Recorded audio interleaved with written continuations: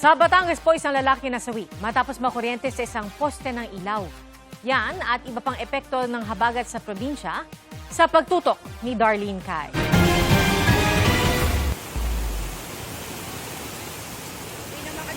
Animoy alon sa dagat ang lakas ng ragasan ng alon sa Lipa, Batangas. May mga stranded na motorista.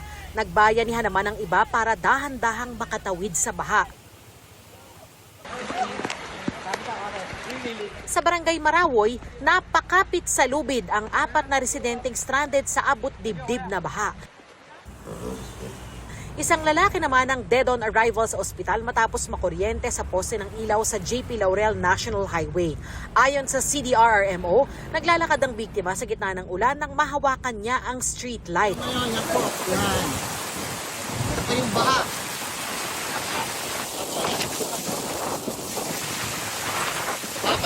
Mistulang dagat din dahil sa bahang isang kalsada sa Mabini, Batangas.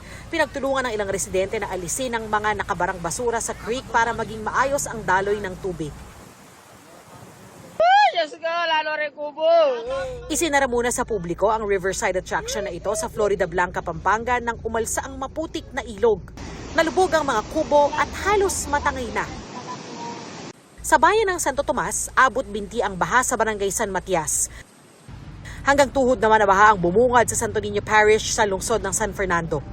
Inilikas sa mga otoridad sa Nueva Ecija ang mga pamilyang apektado ng baha dahil sa patuloy na pag-ulan, nakamonitor at nakahanda ang mga search and rescue teams sakaling kailanganin ito.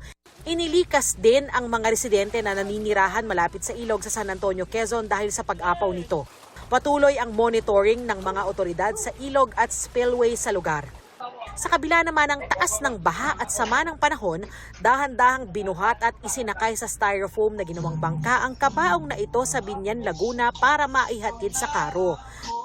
Darlene Kai, Nakatutok, 24 Oras.